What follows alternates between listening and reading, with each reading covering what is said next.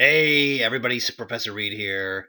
It's a dreary February day when I'm recording this. So here's the thing. So we'll go over this for primarily for my classes that do the papers on conspiracy theories, which I love, but it's also the information is applicable to other types of writing projects that you'll do across the board. So if I send this to you and it's a class where we're not dealing with a conspiracy theory angle, I would say it's very applicable to any type of writing you do across the board. And as I mentioned in the lectures when we talk, one of the goals I think I have as a professor is trying to get you all to sort of like alleviate the anxiety of writing. And if you can sort of think about segmenting writing up into different types of paragraphs, 7 types of evidence, especially for like a argumentative paper. It's going to make the paper a little bit easier to write. I'm going to guarantee you're not going to feel as overwhelmed by it. I think a proverbial question that happens in writing class is, well, what do I do? Like, I have to sort of like tap out on the paper at 4 pages long. If it has to be 7 pages, what have you. If you think about like these different types of paragraphs, you're going to be pretty successful. And there is a lecture on the different types of paragraphs on YouTube that goes back, I think, like a year ago. But I wanted to go back and comb through some papers and grab some examples of paragraphs that are, maybe not the best paragraphs, but they sort of nail the concept. And you want to think about this as in writing class, and really this applies to any type of paper, the cause and effect paper, whatever paper you're going to write. These types of paragraphs are going to be something you can apply. If you're writing about a more complicated type of conspiracy theory or one that's a little bit more less well known, you can use these different types of paragraphs to give some connection with the audience. Okay, now, not to beat the drum on this sort of classic, almost memeable lecture on ethos, pathos, and logos, but we want to try to balance this out. So we'll be sort of like coming back to this idea as we talk about the types of paragraphs. Now, what you'll see is there are examples of the paragraphs as you go through the lecture, so you can maybe pause them and look at them. I don't want to read them over, but I'll explain them to you when we get to those. Okay. All right, good. Now, one of the things you could think about just to give a little bit of extra dynamic to the paper is trying to have some primary versus secondary sources. Now, in terms of conspiracy theories, I used to have people interview folks from the conspiracy theory world, but you know what? Like, that's probably, not the best thing to do for multiple reasons. So we cut that out. Now, think about it like this: if you were writing on whatever subject matter, whatever conspiracy theory, since that's the theme of the lecture, you know, um, gosh, I mean, there's firsthand accounts of 9/11. There's firsthand accounts of JFK, the assassination. There was actually some deathbed confessions as well. Sort of a big fan of deathbed confessions, and like any type of conspiracy theory that you look at, there's going to be eyewitness accounts of what happened. Now, the validity of those, or the truth of those, as I would say, like not really like that much of a focus in the paper. Sort of a postmodern sort of take on conspiracy theories, as humorous as that is. But you can think about adding in maybe one or two primary sources, and you can apply the same point of analysis on those primary and secondary sources. And as we've mentioned in the lectures in class, one of the things we don't want to have happen is complete agreement in the paper. So you want to have, a source or two that uses some of those transitions, that breaks down the source material and sort of explains it in a way where you may slightly agree with it, you may slightly disagree with it, you may feel like it's completely wrong, or you may use it against itself. There's all sorts of angles to that as well. I think one of the ones I remember from a class, I used to teach a paper on religion, and excuse me, oh my god, that was like that would be one that I probably won't replicate again. But it was actually a pretty good paper, I thought, on a lot of levels. But because it wasn't like a religion philosophy class, I basically took that one out. But I remember a student used a quote from Sigmund Freud, and the quote was, "Religion is like a neurosis." That's what one of the writings of Freud. I don't remember who. Oh, I don't remember which book, but that's one of the quotes from Freud. And the student wrote a very, very pro-religion paper and used that quote in the beginning against itself. So that's another type of angle you could sort of think about for these papers as well. Now, primary sources for conspiracy theories, so like some of the ones we'll like we'll talk about in the class. Tupac getting shot, 9/11, pharmaceutical big pharma conspiracies. These are all ones you could talk about in addition to like ones that have like a military basis. Some of the ones around World War II, Pearl Harbor, for example.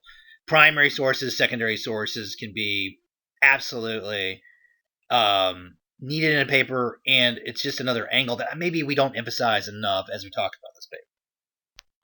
All right, good. Now the next one we're going to look at is well, this is going to be the start of the types of paragraphs, and the first one we're going to look at is going to be the personal narrative. Now, in this class, I would say I come out of like a creative writing journalism-ish background, so using the usage of I in a paper, a little bit of flexibility with it, and remember we're trying to get that ethos, pathos, and logos up a little bit. We're trying to be aware of that.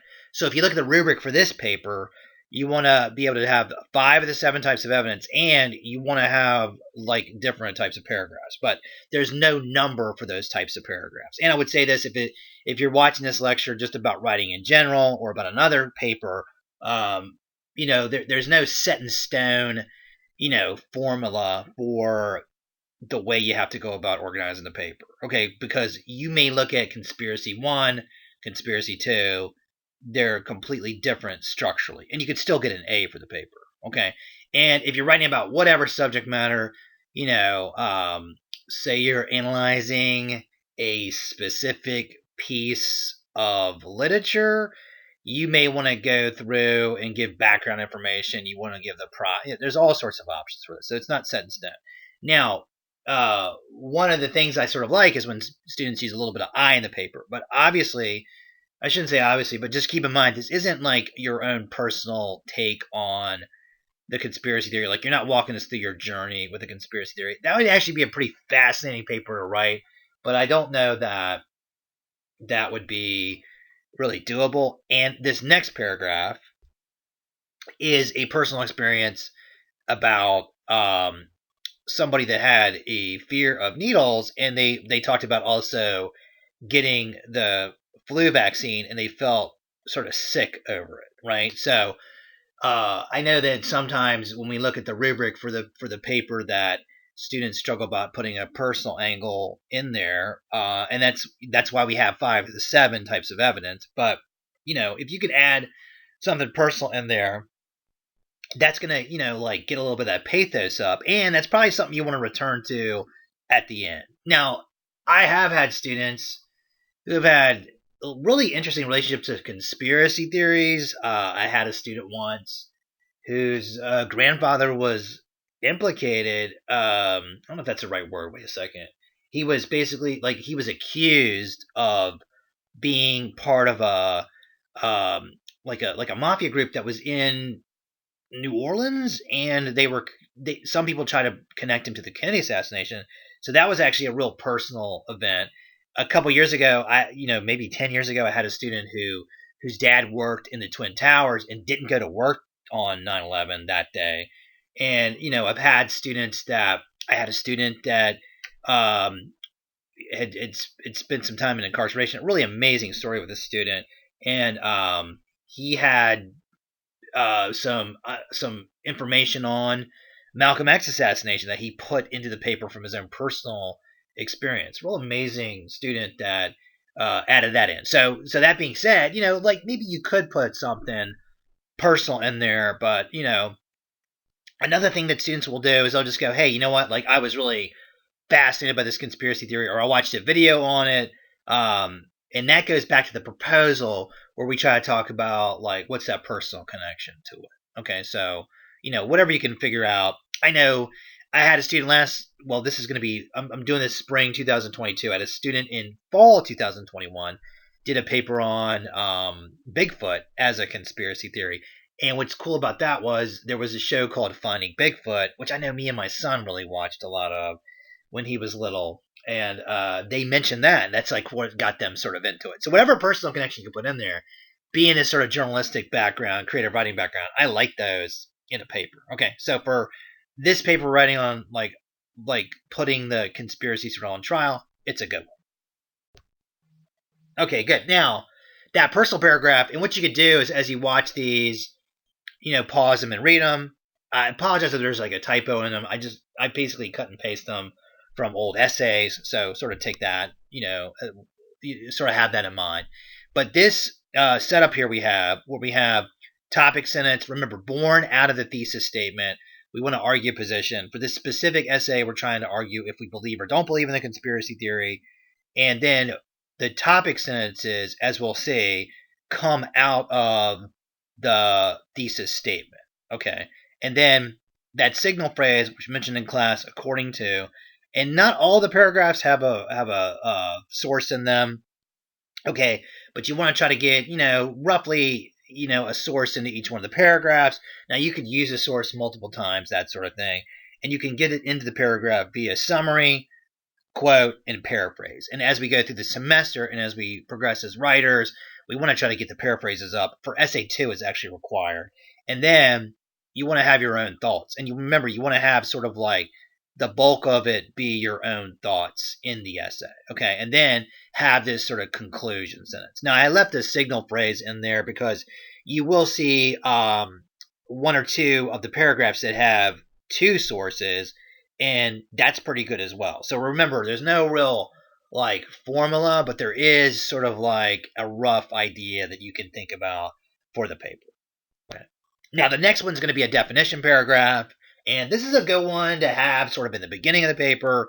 Now, I think I have two examples of this. Now, definition paragraph is where you take a term and you define it, and maybe you want to use this in the beginning or the second paragraph, and it's basically gonna, like let the reader know what we're talking about. Now, what I would try to do with the definition paragraph is sort of apply it to your conspiracy theory. Okay, and if you're writing a paper about another subject matter, about whatever, right? Like a couple years ago, students wrote a lot of papers on net neutrality. Well, they would want to define what net neutrality is and then apply it. Okay, so like remember, you're trying to apply this to the paper as a whole, and the theme, that like we want to have is that we want a little bit more complicated relationship to the analysis portion. So although you're using a definition, you may want to show how your conspiracy theory sort of fits into that or its relationship. Okay. Okay, now let's talk about the Boston bombing. I had a paper on this a couple years ago. In fact, pretty complicated papers came out of this, and I would say that the Boston bombing was a pretty shared experience that the United States had. I want to say that, here we are, 2022.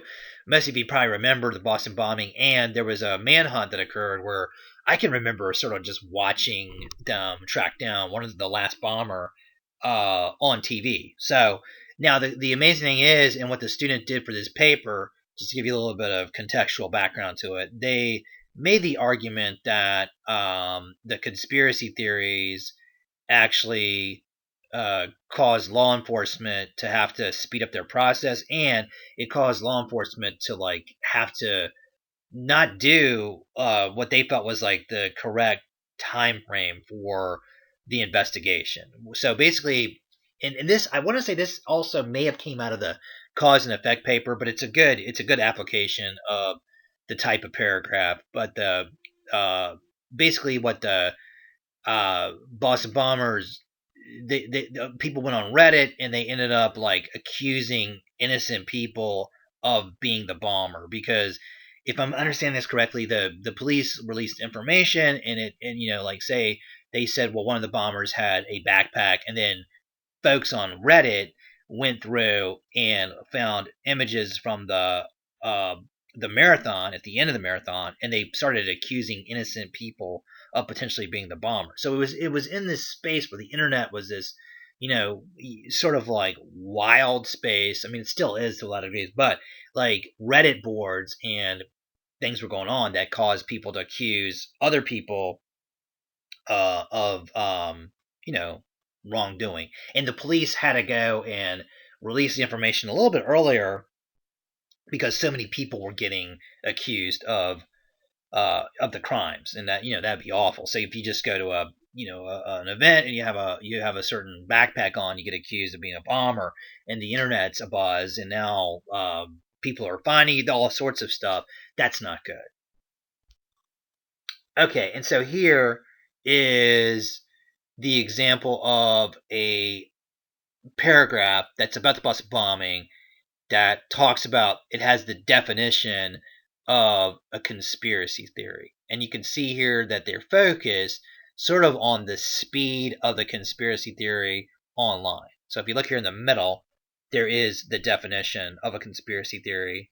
And if you want to pause it and read it, this will sort of help you out. And this, I remember, went sort of earlier in the paper. Okay, let's take a second, pause it. Okay, good. I'll move on. All right, good. Now another term, and this is sort of cool. So they went to conspiracy theory, which you can really think about. Like any paper can have that definition of conspiracy theory, but then there is a lot of terminology that people will use in the conspiracy world that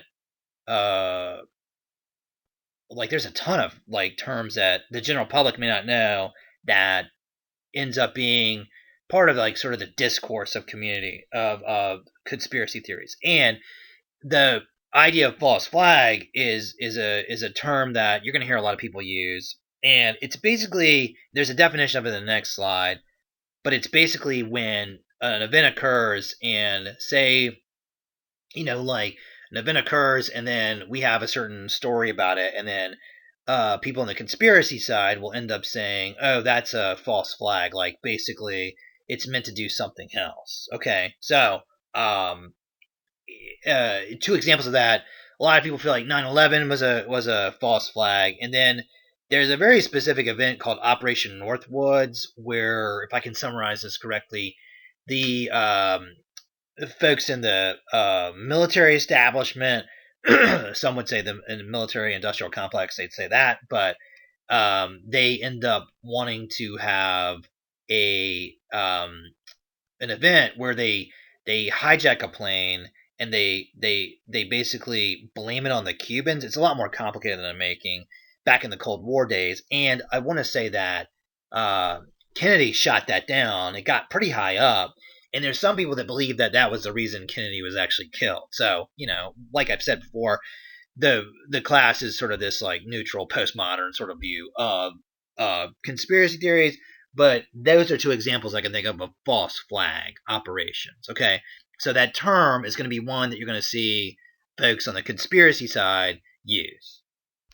So here's a paragraph, okay, and you can see in the middle they give the definition, it's in quotes, for a false flag operations, okay, and they focus more on the way you can, like, if you know these hashtags or these certain terminologies that they use, that you're going to be sort of like on the inside, like there's almost like a hierarchy of beliefs. And big tech companies, we're not really going to debate if they're good or bad, but like sort of factually, they have to really try to manage like this underground of hashtags and certain terminology, because they are of the impression they want to sort of like prevent this from getting some traction on the internet.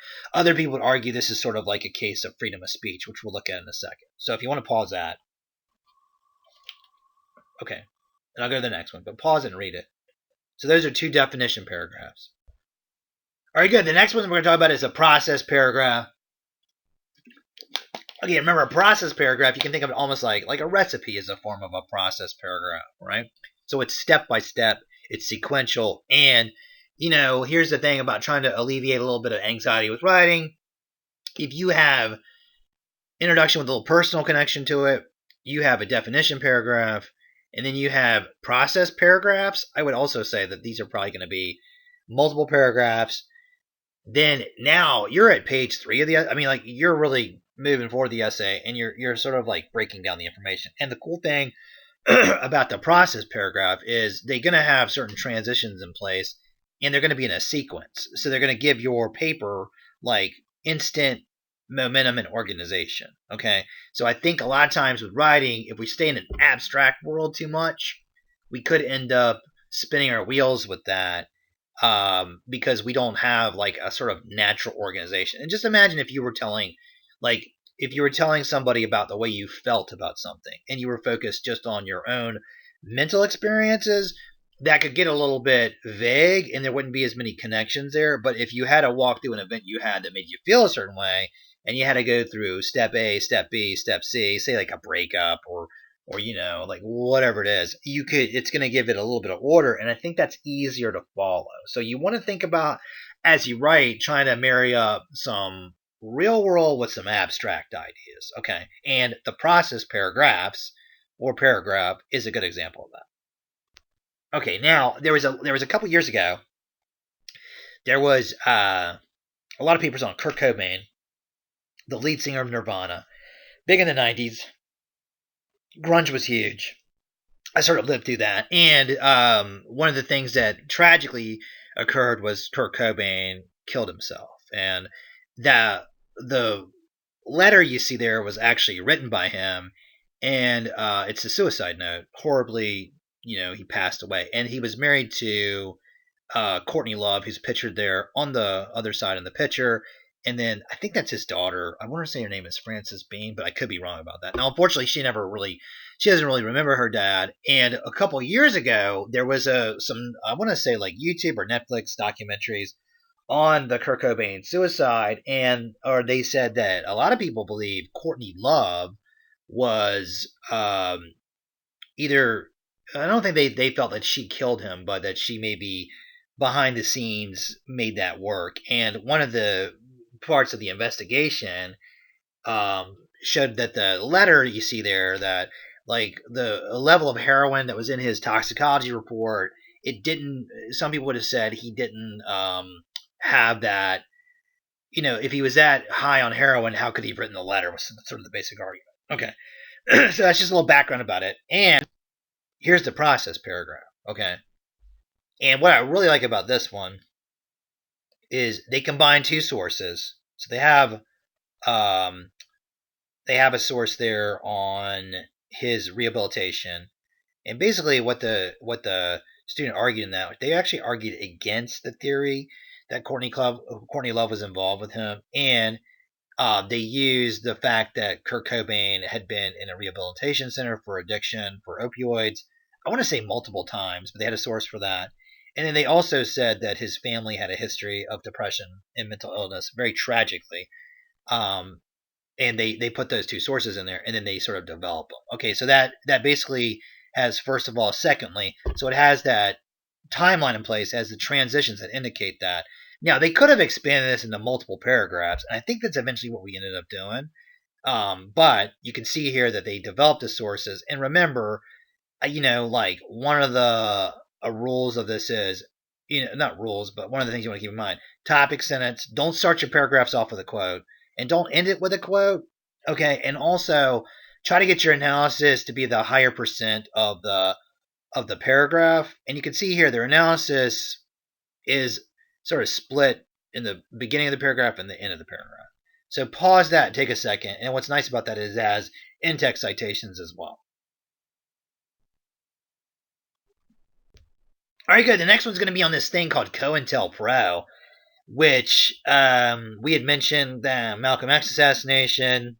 So I'll give you a little bit of that background information about this. But like I always say in class, I'm not an expert on sort of anything, and I'm not an expert on, definitely not an expert on the nuances of COINTELPRO. But I've had a few papers on it, and basically what it was about was in the 1960s. That's J. Edgar Hoover on the picture of the book, and the FBI targeted, and other law enforcement, I want to say, was involved as well.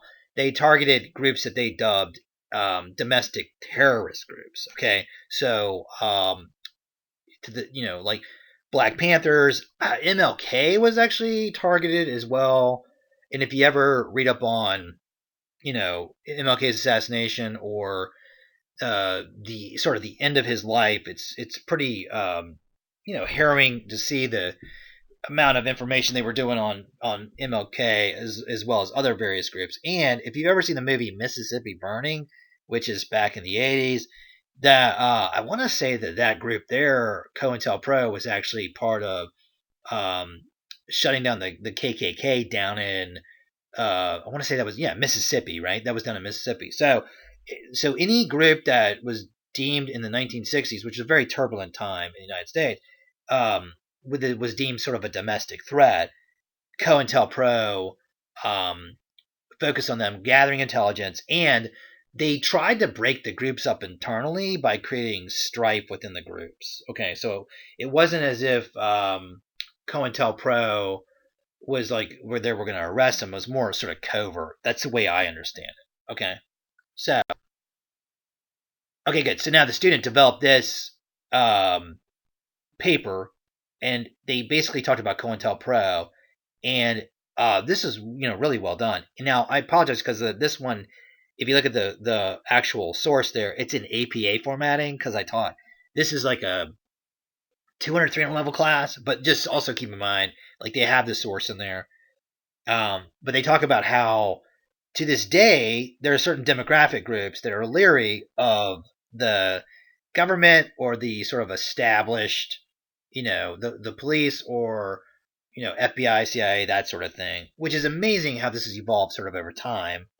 But they basically show how COINTELPRO, which has been pretty proven to be true, because a lot of the documents about COINTELPRO's operation have been released, and they say that basically the paragraph basically looks at the example of COINTELPRO and explains how that's created a level of trepidation about interacting or being involved with certain government agencies. Okay, and they also mention an event called the Tuskegee experiment, which was about basically not treating syphilis in African American sharecroppers down in Georgia, and a lot of people feel that treatment by the United States government makes them sort of leery of um, government types of groups to this day. So, once again, we're not judging the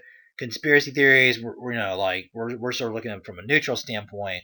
But this was one of the better paragraphs. Now, the question ultimately is like, how long was the paper? If it's a 10-page paper, which I think this one was, we had to go and expand it, and we actually made the Tuskegee experiment its own paragraph. It actually became its own 2 pages in the paper, and we had to adjust the thesis statement, but it really like highlighted, like they used this example in a way that really like developed and got the paper. This was a paper across the board. Okay, and if you've never looked at a COINTELPRO, it's really fascinating to look at. Okay, so pause that. All right, good. Now I'll go to the next. All right, now we're going to talk about analogies, and I would say this, like one of, I do think that like writing has a spiritual element to it. Not to get too deep into that. That's really not the point of anything, but it's what gets me excited to get up in the morning. In addition, I think analogous type of thinking is a big part of like what you want to do as a writer and as a person. And if you think about this, when we go to a research element and we want to try to get like academic sources on a specific conspiracy theory, the cool thing is that we can think about other related conspiracies and make some connections to it. And, not to go back to the last slide on COINTELPRO, but the student there was really thinking like analogously. Okay, so analogies is one of those 7 types of evidence, but you want to think about what are some similarities in terms of conspiracy theories.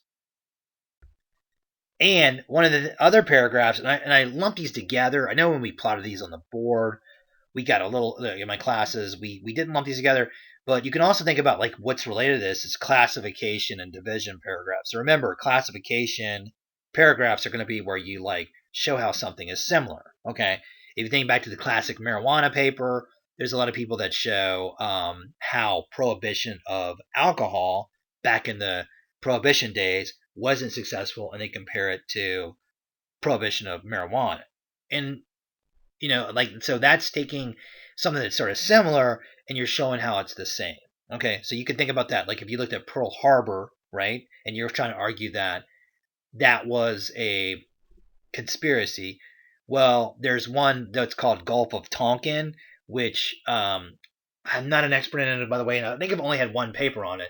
But you could show where, like, America basically exaggerated these events in order to get us into Vietnam. I'm not an expert on it. Not 100% sure if that's correct either. But for just points of, like, the writing points of it, you could show those are similar, and you can make those connections there. And at the same time, there's a paragraph called a division paragraph where you show how something is different. You're showing how it's not the same. So if you really want to get, like, high level papers, and you want to get to that level where you're super successful, at the end of the semester you get that A, and we put you up on our shoulders with the laurel leaves in your hair, that sort of thing.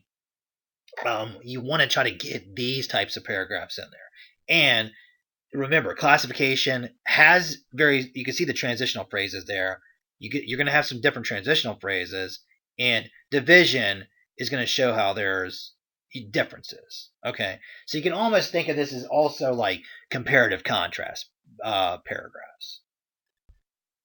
Okay, now, so let's talk about this, and I'm going to show you a paragraph that, gosh, this is a couple years ago. No, this isn't a couple years ago. This is relatively recently, and the student had this paragraph that was a classification paragraph, and they actually, well, maybe more of an analogy paragraph, and they made it into a division paragraph. Now, there's some people that believe that pharmaceutical companies are trying to keep us sick and maybe suppressing alternative types of medicine. This has become a real point of debate. Right here we are in 2022.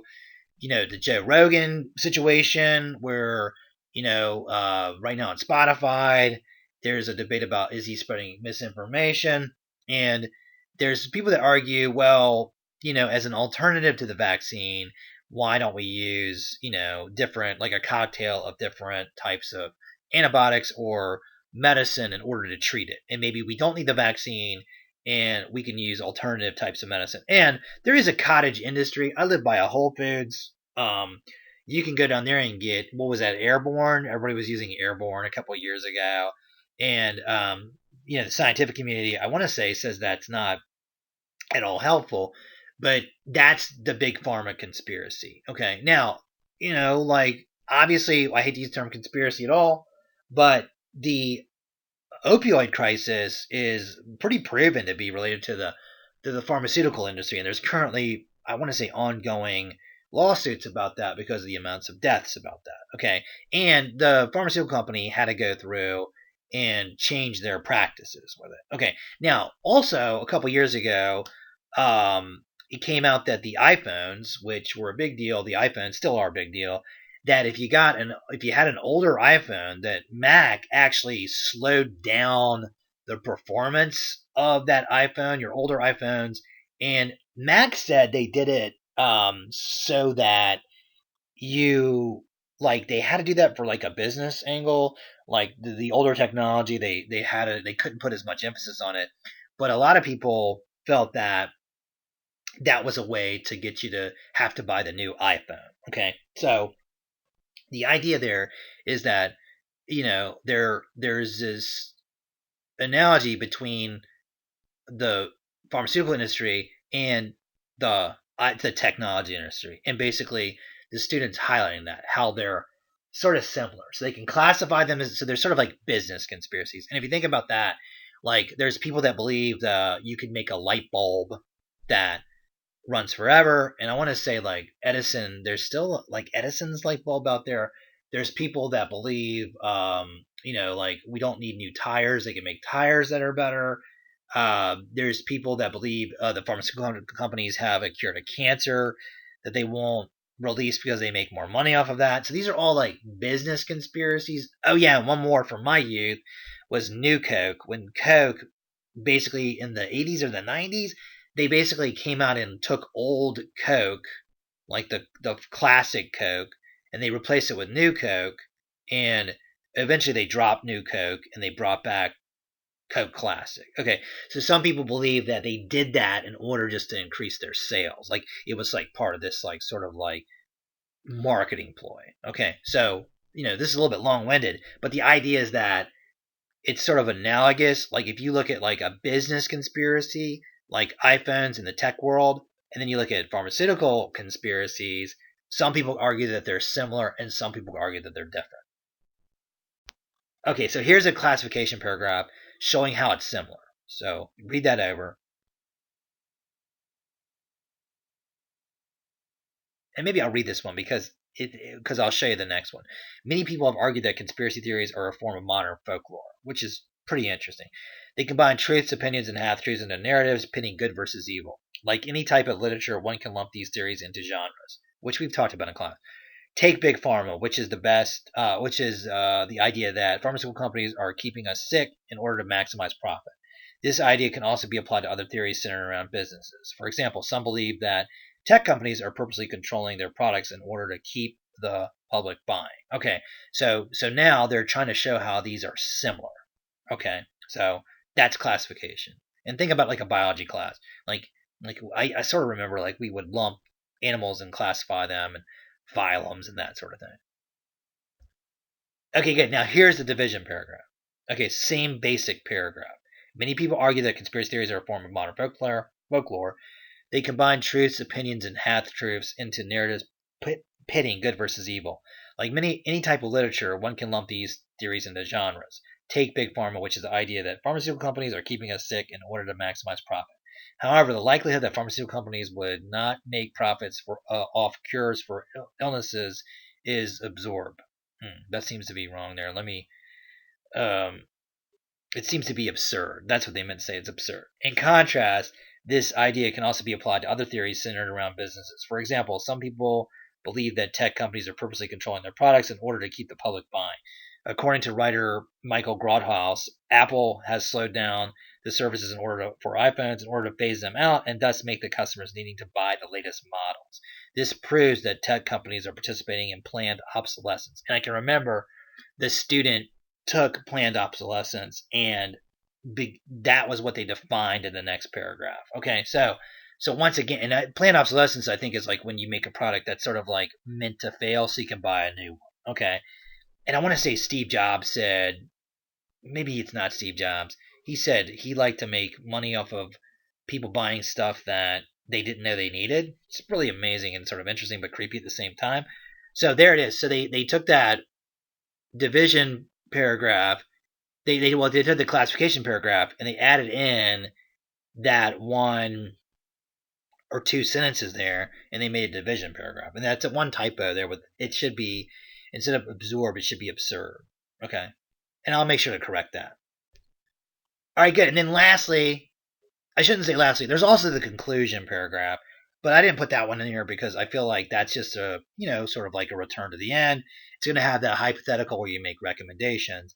And cause and effect is also a type of essay that we write in the class, but you're just showing the relationship like between two things, okay? And what I love about this is it's going to have these specific transitions in place. They're a little bit more natural, okay?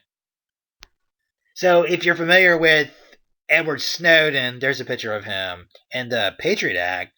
Edward Snowden made the rounds a couple years ago, and he basically said that the United States government had a immense amount of power to do surveillance on the average citizen. Now, do they care or not care? That's up for debate.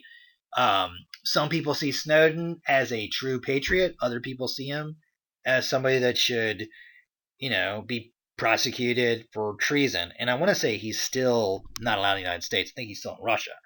But the thing is that he was a whistleblower and basically said that the Patriot Act, which was passed after 9/11, was done in order to, like track not domestic, or terrorism across the board.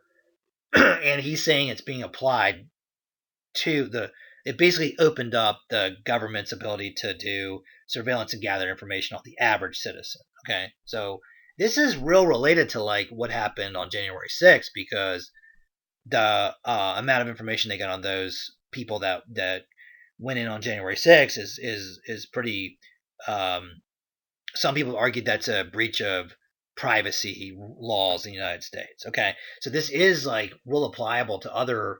You could take this idea from Snowden and apply it to, um, COINTELPRO. You could also apply it to Jan 6. It's pretty amazing. I just thought of that sort of on the fly, but that's sort of an option for you. Now, here's the paragraph.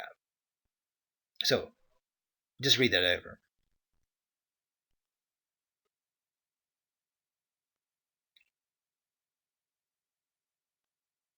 Okay, good. What I like about that paragraph is it's cause and then effect, and it uses the terms in there, right? And in addition, it makes a recommendation at the end, and that wasn't the last paragraph. Okay, I think carte blanche has an e on the end of it as well, so just know another typo. Like, I apologize for if there's any typos. I took these off of, like, I actually went back and looked at some older rough drafts and took these off of. Okay, so take a look at that, and then